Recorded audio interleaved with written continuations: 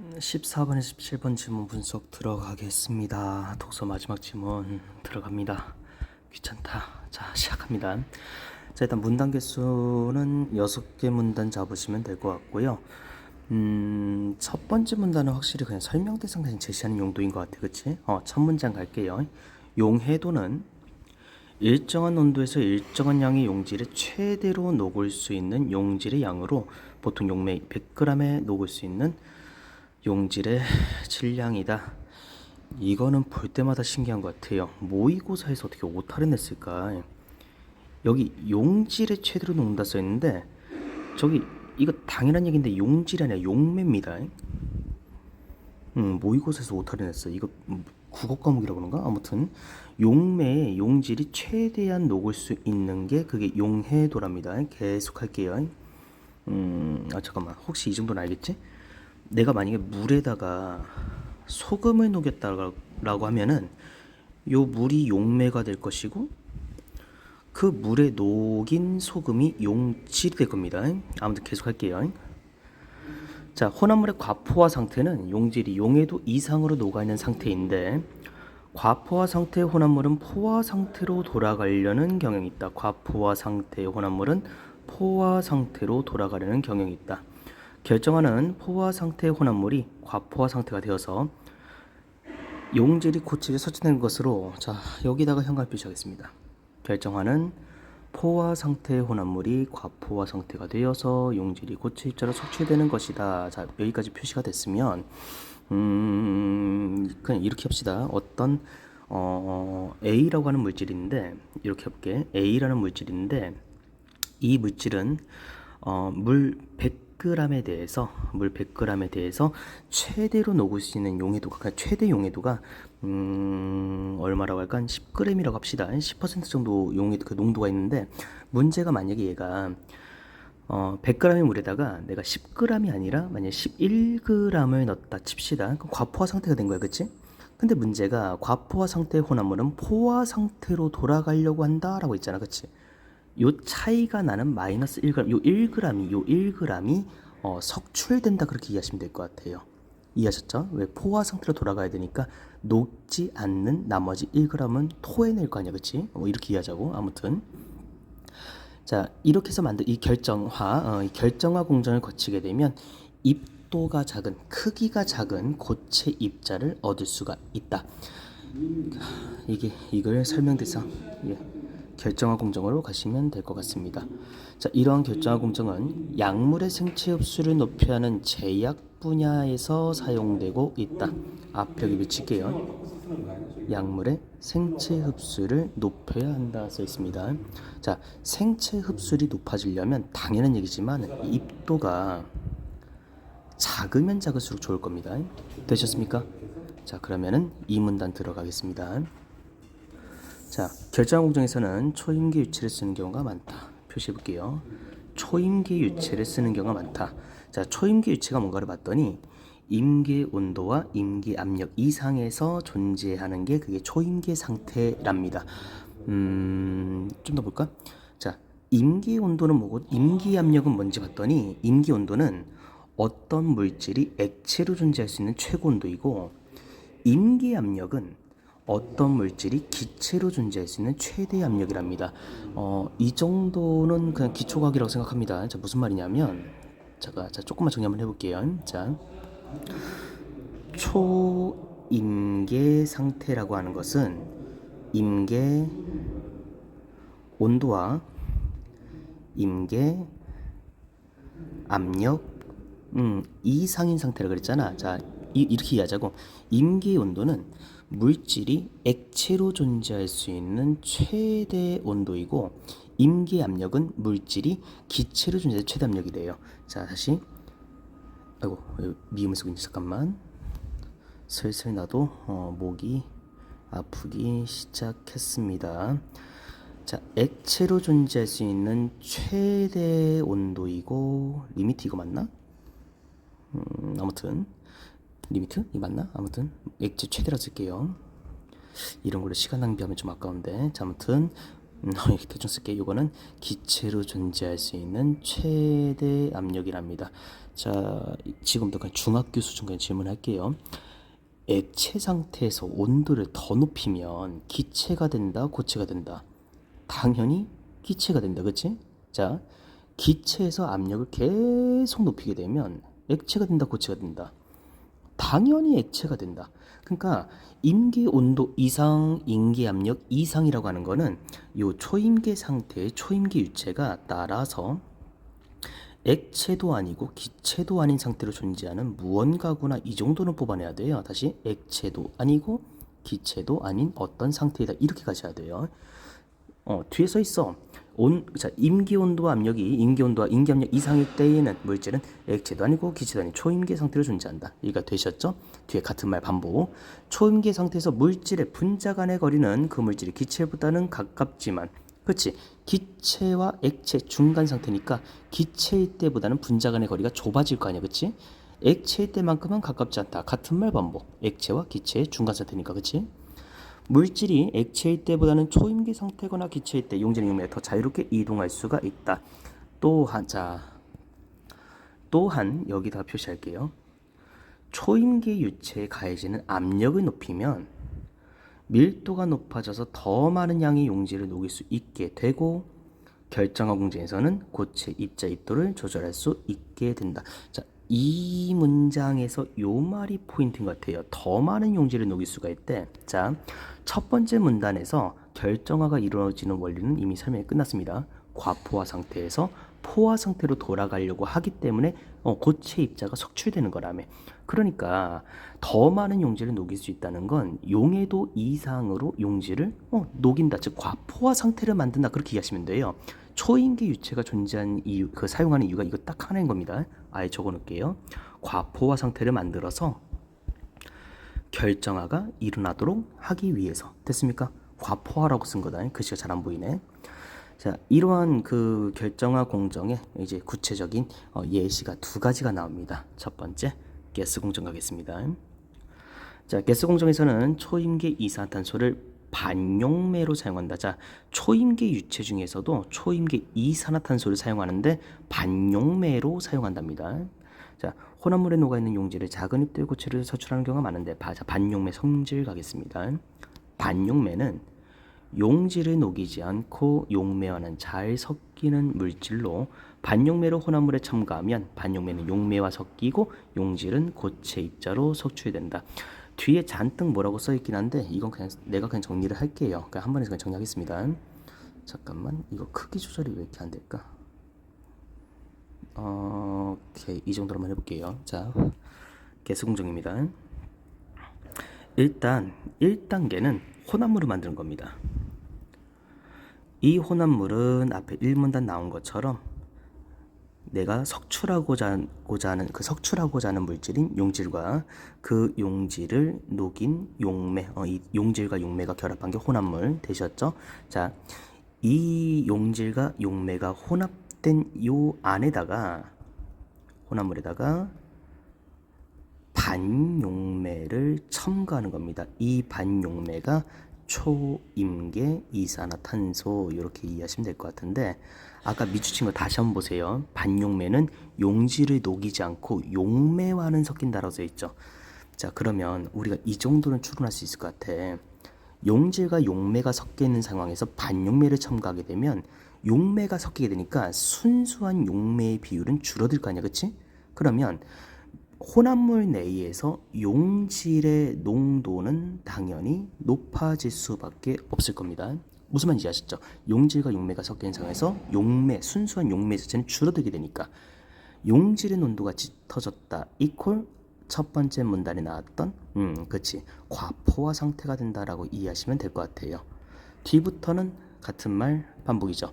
과포화가 되면 포화 상태로 돌아가기 위해서 변화가 일어나게 되고, 그 과정에서 고체 입자가 석출된다, 즉 결정화가 일어난다. 됐습니까? 자, 좀 더 가겠습니다. 참고로 이때 석출되는 용질의 양은 처음에 채운 혼합물의 양이 같다면 농도에 의해서 정해진다. 요건 쌤이 참고 표시가 적을게요. 당연한 얘기야. 녹아있는 용질의 양이 많으면 많을수록 당연히 석출되는 양도 많아질 수밖에 없겠죠. 그쵸? 자, 네 번째 문단 갑니다. 결정화 공정에서는 고체 입자를 설충할 때는 우선 일정한 수의 용질 분자가 모여서 집합체를 이루어 결정핵이 생성되어야 한다. 좀 더 읽고 정리할게요. 혼합물의 농도가 높을수록 결정핵을 만들 수 있는 용질 분자의 수가 많아서 결정핵이 많이 생긴다. 자, 이게 무슨 말이냐면요. 다음 페이지 넘어가 보자. 오케이, 넘어갑니다. 자, 요렇게 비커가 있다 칠게요. 내가 그림 잘 못 그린 거 알지? 자, 비커가 있어. 자, 여기도 비커가 있어. 개수를 똑같이 볼게. 하나, 둘, 셋, 넷, 다섯, 여섯, 일곱, 여덟, 아홉, 열. 하나, 둘, 셋, 넷, 다섯, 여섯, 일곱, 여덟, 아홉, 열. 그 우리 미세먼지 필터 생각하시면 돼요. 미세먼지 그 공기청정기를 보게 되면 공기청정기 자체가 얼마나 먼지를 잘 흡수하느냐도 중요하긴 한데 그게 있대. 왜? 예전 모의고사 나왔던 건데 그 정전기 집진 방식 있잖아. 정전기 집진 방식.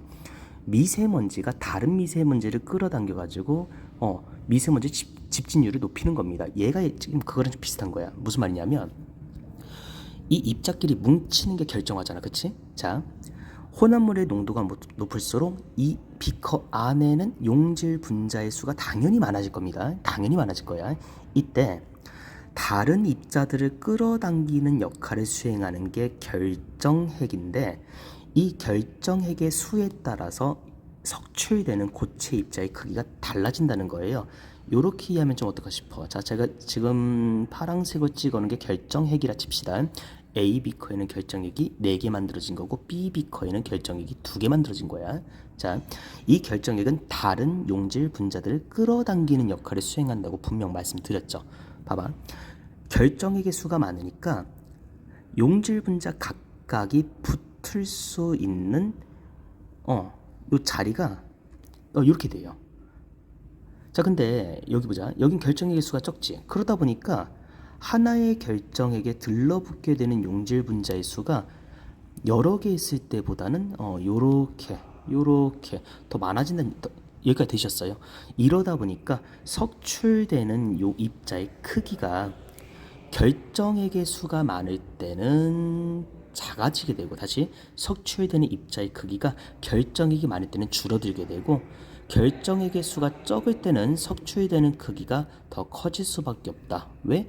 들러붙는 분자의 수가 여기서는 적을 거고 여기서는 많으니까. 그림 이해하셨을까요? 아무튼 간에 같은 말 반복. 하나의 결정핵에 모일 수 있는 용질 분자의 수가 적어져서 결정핵이 많기 때문에 고체 입자 크기는 작아지게 된다. 여기까지가 네 번째 문단이요. 됐죠? 자, 그러면은 다섯 번째 문단 넘어가겠습니다. 지금부터는 크게 떠들 게 없을 것 같아요. 자, 한편 자, 요번에는 요 문장에 한 표시해 볼게요. 레스 공정인데 자, 초임계 상태 유체인 초임계 이산화탄소를 용매로 사용하는 공정도 있답니다. 앞에 가스 공정에서는 초임계 이산화탄소를 반용매로 사용해서 용질의 농도를 높이는 데 사용했다면 레스 공정에서는 초임계 이산화탄소를 용매 그 자체로 사용을 한답니다. 자, 뒤에 나오는 말 그냥 일관적으로 내가 정리할게요. 그냥 한 번에 정리할게요. 자, 레스 공정 이번엔 파란색 가볼까? 레스 공정. 자, 일단 1단계 똑같습니다. 일단 혼합물을 만듭니다. 용질을 녹여야 되니까. 다만 차이가 있다면 앞에 가스 공정에서는 용매로 사용했던 게 초임계 이산화탄소가 아닌 용매였다면 이번에는 용매 자체가 초임계 이산화탄소인 겁니다. 나는 지금 국어 수업을 하고 있는 걸까? 과학 수업을 하고 있는 걸까? 현타 온다. 계속하겠습니다. 자, 이렇게 한 다음에요. 2번 이 혼합물을 밀폐하는데 그 고압의 용기에다가 밀폐를 시킵니다. 고압의 용기에 밀폐를 시킵니다. 이렇게 해서 용기 안에다가 상당히 고압으로 밀폐를 합니다. 그런 다음에 이 안에 섞여 있는 혼합물을 바깥으로 분사를 합니다. 여기가 고압이고요. 여기가 대기입니다. 대기압입니다. 자, 바보 질문 하겠습니다. 바보 질문 할게요. 이때 용기 안에 있는 그 혼합물이 분사가 되게 되면 이 혼합물의 압력은 떨어진다, 높아진다? 당연히 떨어진다요. 다시 할게요. 분사되는 과정에서요. 이게 있잖아. 애초에 고압이라는 용어 자체가 대기압보다 높은 압력을 고압이라 그래요. 압력이 떨어지게 돼요. 이 정보를 우리가 이미 정리를 했습니다. 아까 어디 갔냐? 지웠구나. 초인계 상태 설명할 때 그 얘기했지. 액체도 아니고 기체도 아니라고. 그래서 아까 그 얘기까지 했잖아. 이 초인계 유체에서 압력을 높이게 되면 액체에 가까워질 것이고 얘의 압력을 낮추게 되면 기체에 가까워질 거라고. 따라서 압력이 떨어진다라고 하는 것은 이 섞여 있는 용매가 초임계 이산화탄소가 기화되어서 제거된다는 얘기구나. 그렇게 이해하시면 될 것 같아요. 그러면 이제 가스 공정이랑 설명이 똑같아져요. 3번 갈게요. 용매가 기화가 되면서 줄어들기 때문에 기화가 되기 때문에 따라서 혼합물 안에 있는 용질의 농도는 당연히 짙어질 수밖에 없을 겁니다. 그러면 같은 말 반복, 과포화 상태가 되면서 4번 고체 입자가 석출된다. 대시였습니까? 아이고, 색출된다. 이게 쌤이 지금 바닥에 놓고 쓴 게 아니라 들고 쓰다 보니까 미안해. 글씨가 좀 날아다녀요. 이때 혼합물에서 결정액이 생성되고 입도가 정해지는 것은 개수와 동일하다. 네 번째 문단하고 똑같답니다. 됐습니까? 남는 거 6번째 문단입니다. 조금 이제 근본적인 질문에 대한 답변이에요. 왜 하필 초임계 이산화탄소를 주로 사용하느냐입니다. 이유도 단순합니다. 이산화탄소는 임기온도가 상온과 큰 차이가 없기 때문에 쉽게 초임계 상태로 만들 수가 있답니다. 하나. 근데 두 번째가 이산화탄소 그 자체가 독성이 없기 때문에 이게 약 만들 때 쓰는 거라며 제약 산업에서 쓰는 거라며 안전성에도 문제가 없기 때문에. 되셨습니까? 자, 요렇게 하고 문제 바로 들어가서 빨리 끝내겠습니다. 14번 가겠습니다. 내용 일치 문제 나왔고 적절하지 않은 겁니다. 1번 갑니다. 초임계 이산화탄소를 용매로 사용하면은 아까 레스 공정이죠. 용질 석출된다고 얘기했었고 2번 갑니다. 혼합물에다가 반용매를 첨가하면 그러면은 가스 공정인데 원래 있던 용매의 양이 줄어든다라고 써있는데 아니죠. 용매가 반용매랑 혼합이 되어 버리면서 그 순수한 용질의 농도만 높아지는 겁니다. 용매의 양이 줄어드는 게 아니라 그냥 반용매랑 섞일 뿐입니다. 정답 바로 2번 가시면 될 것 같고 3번 갈게요. 이산화탄소는 액체로 존재할 수 있는 최고 온도 즉 임계 온도가 상온과 큰 차이가 없기 때문에 아까 쉽게 초임계 상태로 만들 수 있다라고 5문단에 나왔습니다. 4번 갑니다. 과포화 상태의 혼합물이 포화 상태로 돌아가는 경향으로 인해서 그래서 결정화가 이루어진다. 5번 갑니다. 초임계 이산화탄소는 안전성 지금 여기 보이네요. 안전성 그치? 오케이 하고 15번 가겠습니다. 기억이 뭐냐? 혼합물 니은도 혼합물 가스 공정이랑 레스 공정에 나오는 혼합물의 차이를 비교하는 문제가 나온 것 같은데 막상 보면 근거는 별게 없습니다. 빨리 할게요. 가스 공정, 레스 공정.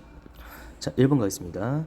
자, 가스 공정과 달리 이렇게 하는 게 훨씬 편할 것 같아요. 가스 공정과 달리 레스 공정은 초임계 이산화탄소가 액체가 되는 과정이라 써있는데 아까 분사를 하면서 기화시킨다 그랬습니다. 1번 지웠고 2번 들어갑니다. 기억과 달리 니은은 농도에 따라 석출되는 고체 입자의 수가 정해진다. 기억과 니은 두 개가 동일하다라고 얘기하는 게 맞을 것 같습니다. 왜? 석출되는 원리는 동일하다 그랬으니까. 됐죠? 둘 다. 3번 갑니다. 니은과 달리 가스 공정에서는 용질이 초임계 이산화탄소가 아닌 용매에 녹아있다. 그렇지. 용질과 용매가 섞인 혼합물에 반용매인 초임계 이산화탄소를 뿌리는 거라 했으니까 주입하는 거라 했으니까 3번은 맞는 말로 가시면 되겠죠. 그치? 4번도 볼까? 니은과 달리 가스 공정에서는 임기온도와 임기압력 이상의 이산화탄소가 섞여 있다. 초임계 이산화탄소가 섞여 있다라는 건데 자, 이게 지금 혼합물이었습니다.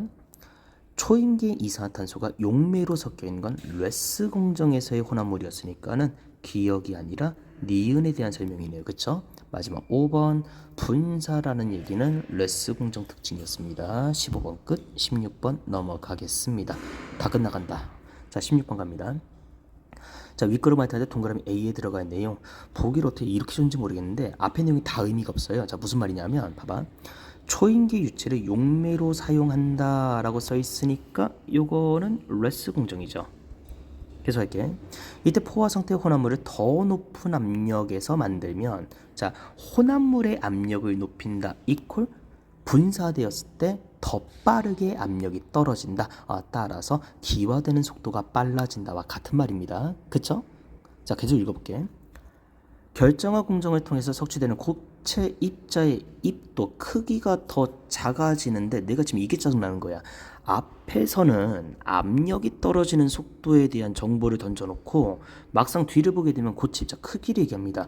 크기 자체와 관련된 내용은 분명히 네 번째 문단에서 결정액의 수랑 연관되어 있었습니다. 속도랑 관련된 내용이 아예 없었다고. 굳이 이렇게 함정? 아니지. 쓸데없는 정보를 주는 이유가 뭔지 모르겠어요. 결론만 갈게요. 입도의 크기가 작아지려면 결정핵의 수가 많아져야 됩니다. 다시 할게요. 왜 개를 쓰고 있을까? 다시. 결정핵의 수가 많아져야지 입도가 작아지니까, 자, 결정핵의 수가 많아지기 위해서는 딱 하나, 농도가 짙으면 됩니다. 즉 부피당 용질 분자의 수가 많아야지 결정액의 수가 많아지는 거기 때문에 정답은 바로 5번 가시면 될 것 같아요. 됐습니까? 하고 17번 가겠습니다. 참고로 요 속도 얘기, 압력 떨어지는 요 속도, 본문에 속도 관련된 얘기 안 나옵니다. 17번 문제쯤 들어가야지 보기에서 추가 정보를 줍니다. 가겠습니다. 보기 가겠습니다. 자, 용질 A를 용매 B에 녹여서 혼합물을 만들었다. 자, 용질과 용매가 섞어서 혼합물이 됐고 거기에 초임계 이산화탄소를 주입했다 써 있으니까, 그럼 얘는 뭐냐? 개수 공정이구나. 그쵸? 개수 공정. 자, 아무튼 석출하는 실험 통해서 아래와 같은 결과를 얻었답니다.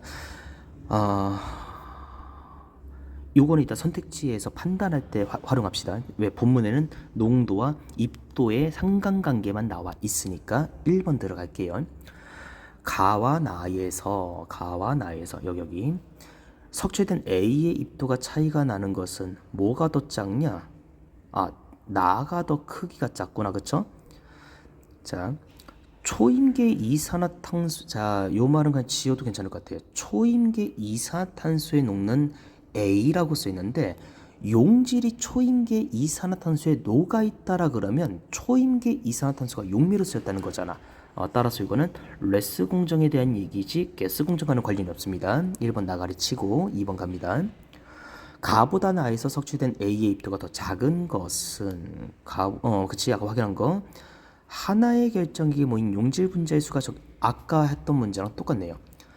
결정액의 수가 많게 되면 결정액에 모일 수 있는 용질 분자의 수는 상대적으로 적어지게 되고 그래서 입도가 작아진다 했죠. 정답 바로 2번 가시면 돼요. 안 어렵습니다. 3번도 그래도 보기합시다.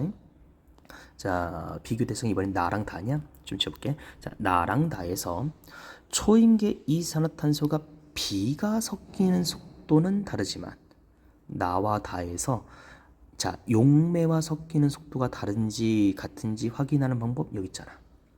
이때 보셔야 돼요. 이산화탄소를 주입하는 속도가 빠르면 그만큼 빨리 섞일 거 아니야. 그렇지? 따라서 나가 다보다는 더 빠르게 용매와 초임계 이산화탄소 섞일 거고, 그럼 따라 자연스럽게 뒤에 갚아야 속도 달라지겠죠. 나가 훨씬 빠르겠죠. 4번 갑니다. 가에서 다에서 석출된 A의 입도 차이는 나더라도 각각에서 자, 석출되는 양은 철저하게 농도랑 관련이 있으니까 나와 다가 같고 가가 석출되는 양은 가장 적을 겁니다. X 치고 5번 갑니다. 나가 과포화되는 속도는 가와 다보다 느리기 때문에, 자, 과포화되는 속도는 주입 속도랑 관련 있는 거 가시면 될 것 같아요. 따라서 나가 과포화되는 속도와 다가 과포화되는 속도는 동일할 겁니다. 미안해요. 다가 아니라 가와 나가 과포화되는 속도는 비슷할 것 같은데 문제가 농도가 다르네. 됐죠? 따라서 좀 더 갈게요. 나에서 속출된 입도가 가장 작겠군. 앞에 속도 자체가 농도도 다르고 속도도 지금 서로 상이한 상황이기 때문에 정확히 뭐가 더 빠르고 느린지에 대해서는 판단하기가 어려울 것 같습니다. 정답 바로 2번 가겠습니다. 끝. 이렇게 하면 과학 지문까지 정리 끝난 것 같습니다. 고생하셨습니다.